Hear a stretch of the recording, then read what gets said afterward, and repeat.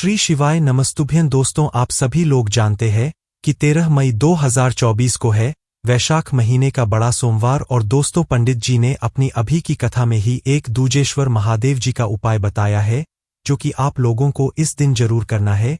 और दोस्तों, इस उपाय को करने के बाद आपके जीवन में आ रही जो भी दुख और परेशानियां हैं, जो भी आपकी मनोकामना है, वह सारी पूर्ण होगी। क्योंकि दोस्तों, जब भी कोई नया उपाय होता है जो कि पंडित जी अपनी शिव महापुराण कथा में बताते हैं, और जब आप उस उपाय को करते हो तो उस उपाय का जो फल है वह आपको बहुत ही जल्दी और बहुत बड़ा होकर मिलता है।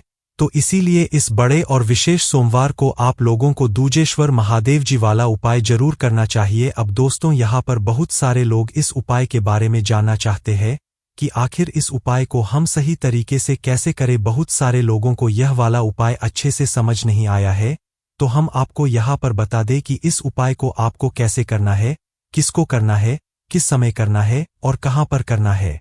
तो चलिए दोस्तों, जानते हैं इस दूजेश्वर महादेव जी वाले उपाय को करना किसको है। तो देखो, कोई भी बड़ा जो उपाय होता है जो घर के पूरे सदस्यों के लिए किया जाता है, वह हमेशा घर की जो बड़ी माताएं बहनें होती है वही करती है। मतलब घर का कोई बड़ा सदस्य करता है। तो इस वाले उपाय को अगर हो सके तो भाई घर की जो बड़ी माताएं बहनें हो वही करे है ना। अगर किसी कारणवश घर की माताएं बहनें घर में उपस्थित ना हो, या घर की माताएं बहनें यह वाला उपाय न कर पा रही हूं, शिव जी के मंदिर ना जा पा रही हूं, तो फिर घर का कोई बड़ा सदस्य भी इस उपाय को कर सकता है, चाहे वह पुरुष ही क्यों ना हो। इसमें कोई भी दिक्कत वाली बात नहीं है। और दोस्तों, इस वाले उपाय को हमें करना किस समय है, तो देखो, इस वाले उपाय को आपको प्रातःकाल सुबह सुबह के समय ही करना है। इस बात का आप लोगों को ध्यान रखना है, ठीक है। उसके बाद में दोस्तों, इस उपाय को कहाँ पर करना है, तो देखो, यहाँ पर हमको बता दे कि इस उपाय को आपको भगवान शिव जी के मंदिर में जाकर करना है। जो शिव मंदिर आपके घर के पास में हो, जो शिव मंदिर आप लोग आसानी से जा सको, ठीक है, आपको वहां पर जाकर इस वाले उपाय को यहाँ पर करना है। अब उपाय कैसे करोगे वह हम लोग यहाँ पर जान लेते हैं। तो देखो, आप लोगों को याद होगा कि हमने आपको मिट्टी के जल वाला उपाय कई बार बताया है, तो वह मिट्टी का जल इस उपाय में विशेष रूप से प्रयोग होगा। तो इस दूजेश्वर महादेव जी वाले उपाय को करने के लिए आपको एक दिन पहले रात्रि में एक मिट्टी के पात्र में जल भरकर रखना पड़ेगा। यह बात आप लोग पहले से ही जानते हो कि वैशाख के महीने में मिट्टी के जल को शिवजी पर चढ़ने का कितना बड़ा फल मिलता है। और जब इस उपाय के साथ साथ में हम दूजेश्वर महादेव जी वाला उपाय करेंगे ना, तो हमारी जो भी मनोकामना होगी वह पूर्ण होगी ही होगी। क्योंकि हम बहुत ही बड़े और विशेष दिन पर यह वाला उपाय कर रहे हैं, और वैशाख महीने का जो सोमवार होता है ना, वह बहुत ही बड़ा सोमवार होता है।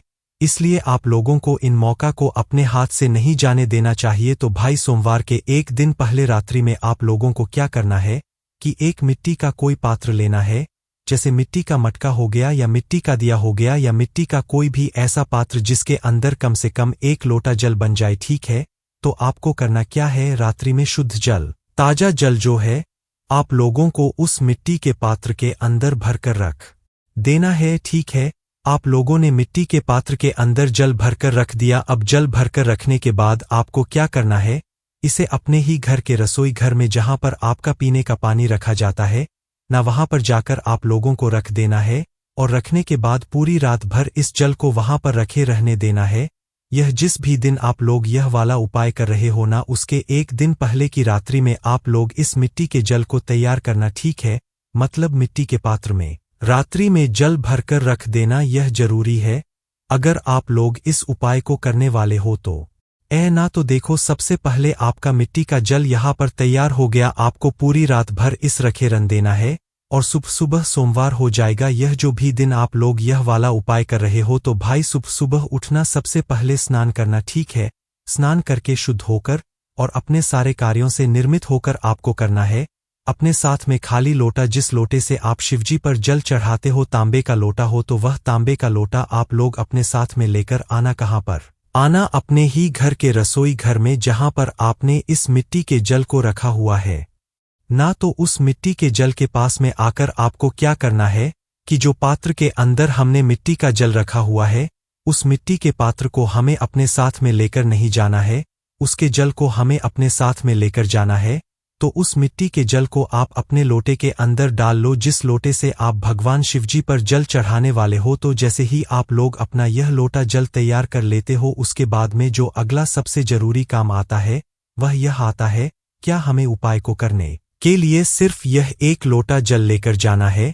तो ऐसी बात नहीं है। उपाय में आपको एक नाम का ध्यान रखना है और उपाय के साथ में जो भी आपकी पूजन सामग्री अलग से आप लोग लेकर जाना चाहते हो वह लेकर जा सकते हो, जैसे कि फूल, अबीर, गुलाल, बेलपत्र, शमीपत्र जो आपको मिल जाए वह लेकर आप अपने साथ में जा सकते हो पूजन अर्चना के लिए। साथ ही में आपको एक नाम का भी ध्यान रखना है। अगर आप इस नाम को भूल जाओ तो अपने साथ में किसी एक कागज पर लिखकर जरूर जाना, जो कि दूजेश्वर महादेव जी का नाम है, क्योंकि इस उपाय में अगर सबसे जरूरी कोई चीज है तो वह दूजेश्वर महादेव जी का नाम ही है। इसलिए दूजेश्वर महादेव जी का नाम आप लिख लो या तो मन ही मन बार बार पढ़ लो, ताकि आप लोगों को यह स्मरण हो जाए। तो यह सभी तैयारियां करने के बाद आप अपने घर से निकल जाओ, और अपने घर से निकलने के बाद आपको कहां पर जाना है? अपने ही घर के पास में जो शिव मंदिर हो वहां पर जाना है। अब जैसे ही आप लोग शिवजी के मंदिर पहुंचने हो तो आप चाहो तो अपने घर के सभी सदस्यों को भी अपने साथ में लेकर जा सकते हो, या अपने घर के बच्चों को भी अपने साथ में लेकर जा सकते हो। इस वाले उपाय को घर के सभी सदस्यों को करने की जरूरत नहीं है। घर का कोई एक बड़ा मुख्य सदस्य अपने पूरे घर परिवार के लिए अगर इस उपाय को करेगा तो इसके पूरे घर परिवार को इस उपाय को करने का फल भी जरूर मिलेगा। तो दोस्तों, अब यहाँ पर आपको करना क्या है? सबसे पहले जैसे आप शिवजी के मंदिर में जाते हो तो सबसे पहले आपको भगवान शिव जी के दर्शन करना है। शिव जी के दर्शन करने के बाद आपको शिव जी की शिवलिंग के पास में आकर खड़े हो जाना है। अब देखो, जाते से ही आप लोग जल मत चढ़ाने लग जाना, क्योंकि यह जल सीधा शिवलिंग के ऊपर नहीं चढ़ेगा। एक प्रतिक्रिया के बाद ही यह जल शिवजी की शिवलिंग के ऊपर चढ़ेगा। और जब से आप यह उपाय करना शुरू कर दो तो दूजेश्वर महादेव जी का नाम आप मन ही मन स्मरण जरूर कर लेना, क्योंकि यह वह उपाय है जिस उपाय को करने से आपके सारे काम बन जाएंगे, आपकी सारी दुख और समस्याएं दूर हो जाएंगे, आपकी मनोकामनाएं भी पूर्ण हो जाएगी। तो कब आपको करना क्या है? तो देखो, सबसे पहले आप एक स्थान समझ लो कि जब हम शिवजी पर जल चढ़ाते हैं तो वह जल बहता हुआ कहाँ जाता है? जलधारी पर जाता है, और जलधारी से बिल्कुल नीचे गिर जाता है। तो वह नीचे गिरने वाला जो हिस्सा रहता है जलधारी का, आपको उस स्थान को देख लेना है, ठीक है? क्योंकि यह जल हमें वहीं से चढ़ाना शुरू करना है और धार से चढ़ाना शुरू करना है। यह हमें शिवलिंग पर आखिरी में चढ़ाना है, पहले नहीं चढ़ाना है। तो हमें कहाँ से जल चढ़ाना शुरू करना है? जो शिवलिंग की जलधारी होती है, जलधारी का जो आखिरी भाग होता है जहां से जल नीचे गिरता है, ठीक है? तो उस जगह पर आपको क्या करना है? अपना एक लोटा जो जल है जो आप अपने साथ में लेकर आए हुए हो, उधर से एक धारा बनना आपको शुरू करना है, ठीक है? और धारा बनाते हुए आपको शिवजी की पूरे गुलाम गोल में उस धारा को गणेश जी वाले स्थान से होते हुए, शिवलिंग के पीछे से होते हुए, कार्तिक जी वाले स्थान से होते हुए आपको पूरा वापस वही आकर रुक जाना है जहां से आपने इस धारा को चलाना शुरू किया था। मतलब आपने एक बार जल की धारा चरना शुरू कर दी तो आपको उसे रोकना नहीं है, इस बात का ध्यान रखना है। और यह जो जल है यह जलधारी से ही चढ़ाना शुरू होगा जहां से जल नीचे गिरता है। उस जगह से आपको एक धारा से जल चढ़ाना शुरू करना है, और शिवलिंग के पीछे की ओर से होते होते, शिवलिंग के इस साइड होते होते आपको वापस से अपनी जल की धारा को कहां पर लेकर आ जाना, जहां से अपने जल को चरना शुरू किया था। और शिव जी के सीधे या राइट हैंड साइड से आप लोग उसे जल की धारा को लेकर जाना, ठीक है? और शिवलिंग के पीछे से पीछे की जलधारी होती है, साइड की भी जलधारी होती है। कहने का मतलब यह है कि जब आप लोग जलधारी से जल चढ़ाना शुरू करोगे तो गणेश जी वाले स्थान से होते हुए आप लोग शिवलिंग के पीछे की तरफ जाना, और पीछे की तरफ से वापस फिर इस साइड की तरफ आ जाना। कार्तिकेय जी वाले स्थान से होते हुए आप लोग वापस कहां पर आ जाओगे? जहां से अपने जाल को चरना शुरू किया था। बस इस धारा को तोड़ना मत, इस बात का ध्यान रखना। अब दोस्तों, अब क्या करना है? इस धारा को अभी भी मत तोड़ना। इस धारा को बनाते हुए ही अब आप इस धारा को इस तरफ लेकर जाना जिस तरफ आप खड़े हुए हो, है ना? साइड में जिस भी तरफ आप खड़े हुए हो उस तरफ इस धारा को लेकर चले जाना, और अपने सामने की तरफ से धारा को आकर रोक लेना है ना। मतलब रोकने का मतलब है कि धीरे धीरे चढ़ते रहना।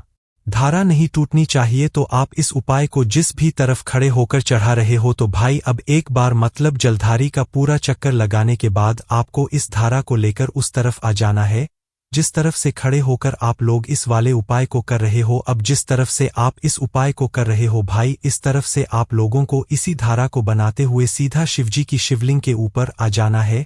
इसके बाद में यह पूरा जल आप लोगों को शिवजी की शिवलिंग की ऊपर चढ़ा देना है और जैसे ही यह आपका पूरा जल चढ़ जाए तो उसके बाद में भगवान से अपनी आपको वह मनोकामना बोलना है, वह दुख और परेशानी बोलना है जिसके लिए आप लोग अपना यह वाला उपाय कर रहे हो। बस दोस्तों एक बात का ध्यान रखना कि जब आप लोग इस लोटा से धार जल चढ़ाना शुरू कर दो तो उसके बाद आपको इस धारा को तोड़ना नहीं है। धारा बनते बनते ही आप लोगों को इस पूरे जल को जैसे हमने आपको बताया है वैसे चढ़ता है।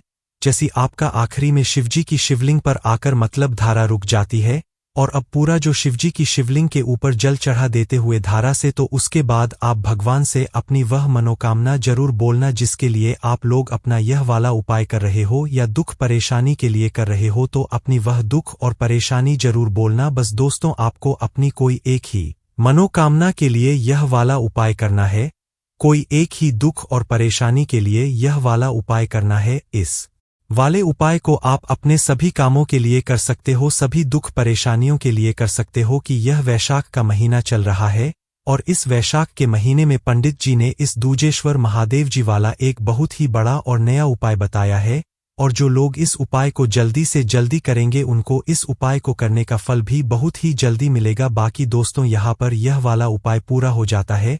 श्री शिवाय नमस्ते।